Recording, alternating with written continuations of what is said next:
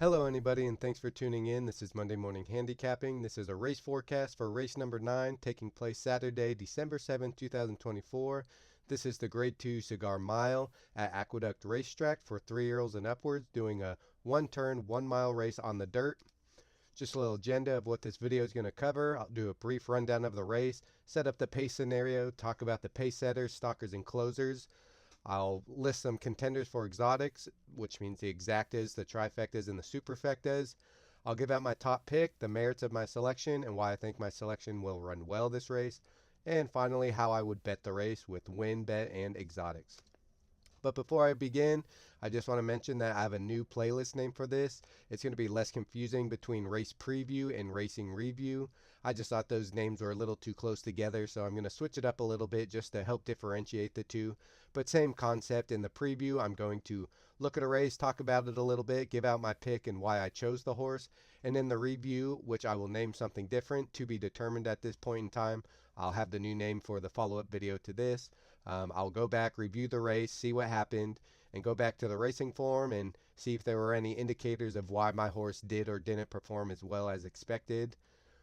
If you'll also notice, I have a new Monday Morning Handicapping profile picture or avatar on my YouTube channel. My wife created one unbeknownst to me, and I love it very much. It's a great picture. I drew some sketches of kind of what I had an idea for, and she ran with it without me knowing and presented it to me, and it exceeded my expectations. So really happy with it, and I hope everyone takes notice. It's the white MMH abbreviation with little jockeys on the M's to try to make them look like horses.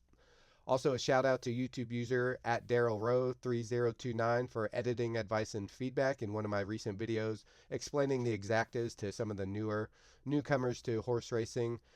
He mentioned that my font was a little small for him, and so just to beef up the font a little, so I tried to do that and not make my slides so wordy. But I appreciate the feedback. I really take it to consideration, so I hope this video is a little more clear for everybody to see. So let's dive in.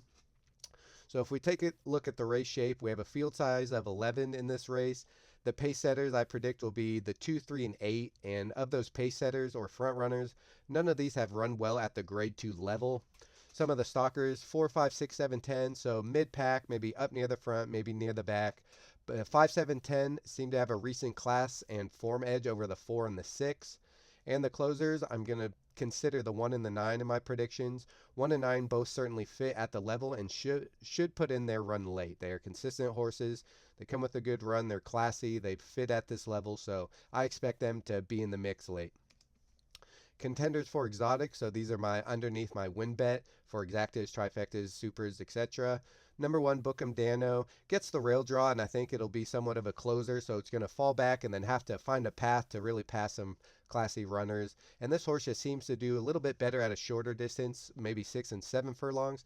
This is a one-turn mile, so I think that helps this horse a little bit, but that rail draw and coming from a little bit behind these talented runners, I think it's going to have a hard time actually winning the race, so I did make it a contender.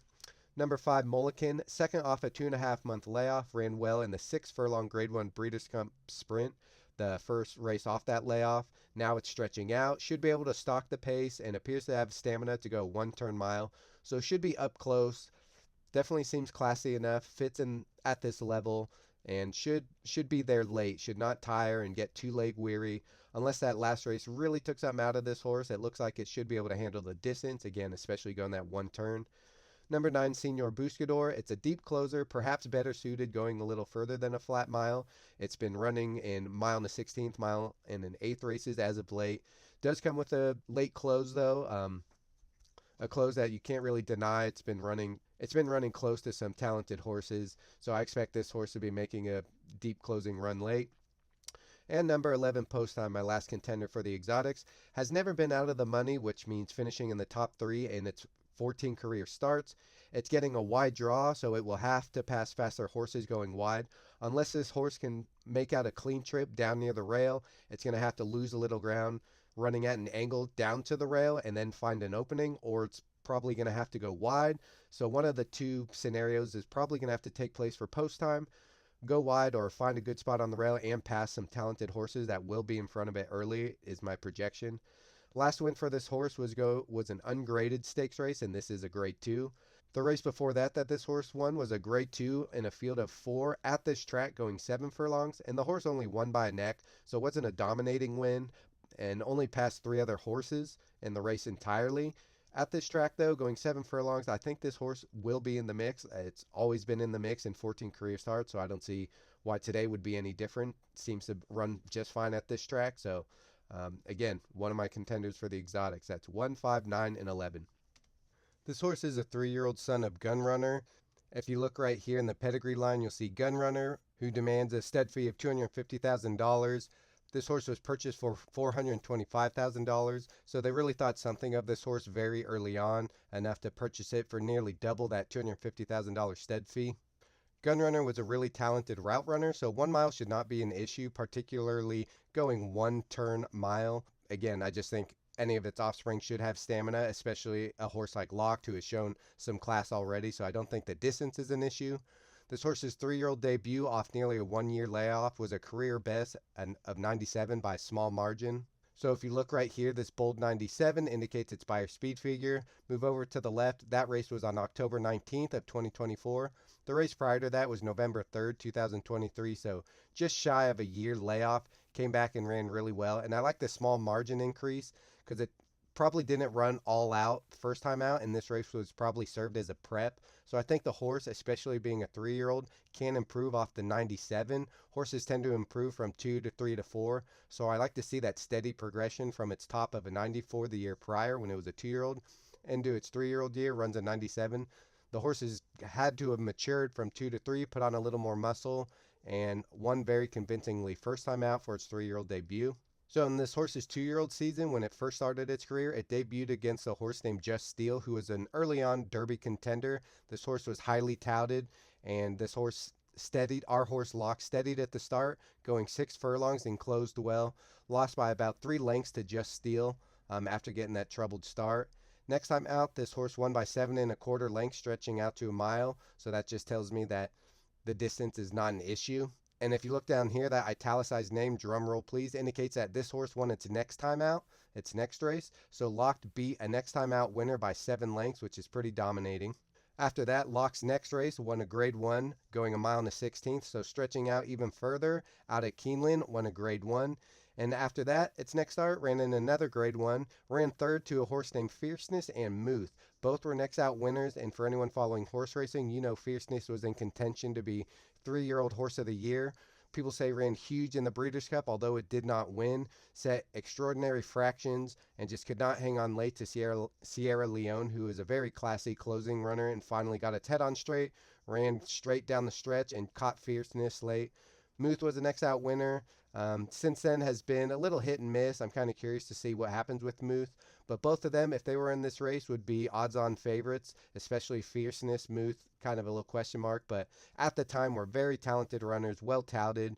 And again, running third to these two is no knock on a horse, especially at 2 years old, still figuring things out, still maturing. So no knock to run third to those two really talented horses. So this horse took a year layoff and came back to run a top figure at this track, going 7 furlongs with the same jockey as today. So a lot of familiar things. The same jockey, should know the horse well. This horse does like the track, ran very well, ran a top speed figure, just stretching out a little bit further, which should not be an issue because this horse has run very well, going a mile and a mile and a 16th prior to this race. Last time out, it stalked a quick pace setter and won by 7 lengths as was supposed to. This horse was 2 to 5 when the race went off, 2 to 5 odds. So this horse was able to sit up close in a sprint, and then when Johnny V asked him to, just took off and won the race by 7 lengths, very commanding. Again, it was supposed to win very easily at 2 to 5 odds, but the fact that this horse took that year layoff, came back and performed so well, just tells me that this horse is fit and is ready to roll. And I'm sure that last race served as a preparation for a race like this. So I think this horse looks ready to roll. In that last race, this horse ran the last eighth of a mile in 12.17 seconds. That's pretty good times, especially in a sprint race where they're going so fast early. This horse is obviously fit and had the stamina to continue on. This horse should be fresh, again, second off that year layoff, and may improve off that 3-year-old debut where it ran its top Beyer. Horses tend to improve from their 2-year-old to 3-year-old to 4-year-old, and you like to see a steady progression, which Locked has shown.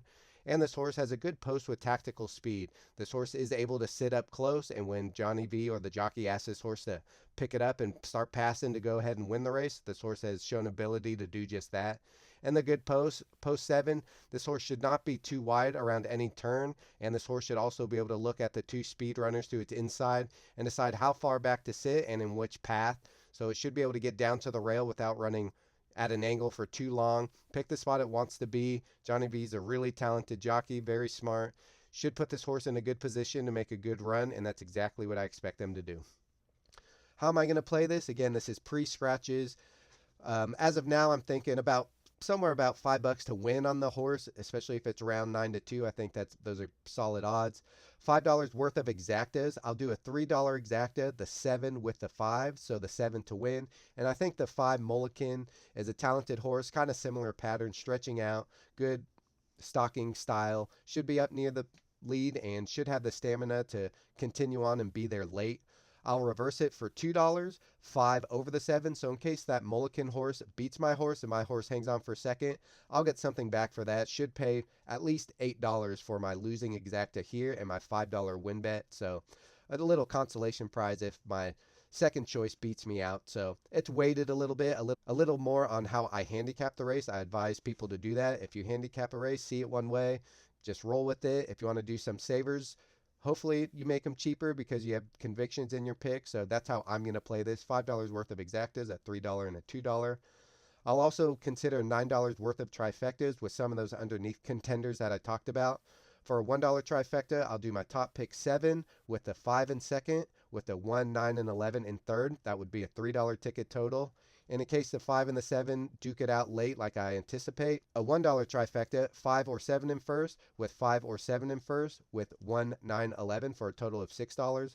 So if it could come 5, 7, 1, 9, or 11, or 7, 5, 1, 9, or 11. So I'm kind of covered if my exacta comes in. I am looking pretty live to one of these trifectas. So $19 total on the race. I think that's pretty reasonable for a horse that I feel pretty strongly about. I'll see if any weather comes into town, affects the track at all, but as of now, I think number 7 lock, the win bet's the sure thing. I'll play the exactas. I might play around with the trifectas, but I feel pretty good about them. $19. If I can hit the win bet and my exacta, I'd be looking pretty good. A trifecta on top of that would just make it even better. So $19 on the race for a pretty strong pick. Seems pretty fair to me. Let me know what you think. Who's your top pick? Any advice or feedback on the playlist, how it looks, how it's presented, I'd much appreciate that. Good luck, everybody, in the Cigar Mile. Thanks for watching, and I'll see you all next time.